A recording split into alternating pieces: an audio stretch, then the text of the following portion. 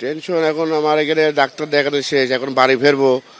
এখন বাড়ি ফেরার তো পরিস্থিতি বুঝতে পারছি না কিভাবে ফিরবো। এখন কার্ফু ধরে বলে চলছে।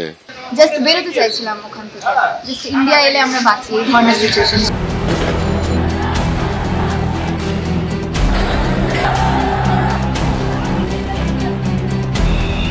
কারো চোখে স্বস্তি, কারো উদ্বেগ।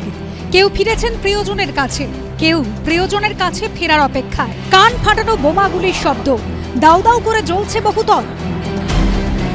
রাস্তার পাশেই পুড়ে যাওয়া গাড়ির সারি। পদ্মাপাড়ের দেশে এখন যেন শুধুই বারুদের গন্ধ। সরকারি চাকরিতে সংরক্ষণ বিরোধী আন্দোলনে জ্বলছে বাংলাদেশ। পুলিশ, পড়ুয়া, খণ্ডযুদ্ধে মৃতের সংখ্যা শতাধিক। পরিস্থিতি সামাল দিতে দেশ জুড়ে কারফিউ জারি করেছে শেখ হাসিনা সরকার। অগ্নিগর্ভ পরিস্থিতি সামাল দিতে নামানো হয়েছে সেনা। এই পরিস্থিতিতে একদিকে যেমন কার্যত প্রাণ হাতে করে ওপার বাংলা থেকে দেশে ফিরছেন ভারতীয়রা, আর অন্যদিকে আতান্তরে পড়েছেন ওপার বাংলা থেকে এদেশে চিকিৎসা করাতে আসা বাংলাদেশের বাসিন্দারা। কারো ভিসার মেয়াদ শেষ হওয়ার পথে, কারো ফুরিয়ে এসেছে টাকা।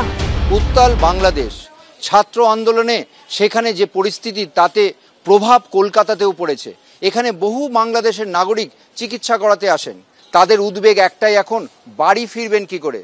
পরিবার পরিজনদের সঙ্গে যোগাযোগ নেই, গত 2-3 দিন ধরে বিচ্ছিন্ন। কেউ বাংলাদেশে গিয়েছিলেন পড়তে, কেউ আবার বেড়াতে। বাংলাদেশ থেকে সীমান্ত পেরিয়ে কোনো রকমে দেশে ফিরেছেন তারা। 6টার দিকে বেরোতে যাচ্ছিলাম, কিন্তু 6টার সময় ফায়ারিং স্টার্ট হয়ে গেছিল, তো আমরা তখন বেরোতে পারি। তারপরে আবার 8:30 দিকে সিএনজি করে আমরা আবার গেলাম বাস স্ট্যান্ড অব্দি, দিয়ে ওখানে 11টার দিকে বাস ছেড়েছে।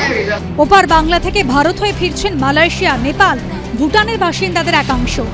জলপাইগুড়ির ফুলবাড়িতে ভারত বাংলাদেশ সীমান্ত একই ছবি। এদিকে বাংলাদেশের একটি অনুষ্ঠানে যোগ দিতে গিয়ে আটকে পড়েছেন ভাষাতত্ত্ববিদ ও শিক্ষাবিদ পবিত্র সরকার। উনি 18 তারিখে গেছেন, সেদিন থেকেই পরের দিন থেকে অ্যাকচুয়ালি সমস্যাটা আরো বাড়লো।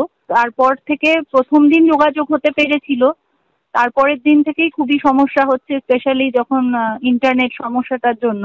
2 দিন পর আজকে আমাদের সঙ্গে যোগাযোগ হয়েছে, কিন্তু কথাগুলো স্পষ্ট শোনা যাচ্ছে না। তো সেই জন্য এমনিও উৎকণ্ঠায় আছি। আর যেহেতু এখন একটা সর্বাত্মক বন্ধ বা কারফিউয়ের মতো চেহারা নিয়েছে আপাতত, তো সেই জন্য এখন কিভাবে ফিরতে পারবেন এটা নিয়ে আমরা আরো বেশি চিন্তায় আছি। বাংলাদেশে পরিস্থিতির আঁচ পড়েছে ত্রিপুরাতেও। তবে বাংলাদেশের আকাশ থেকে কাটবে অশান্তির মেঘ।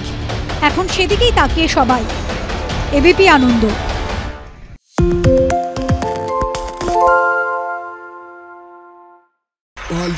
তাই নাকি? রাত্রে বাংলা গুজব চায় না, বাংলা খবর চায়। বাংলা খবর, বাংলার খবর।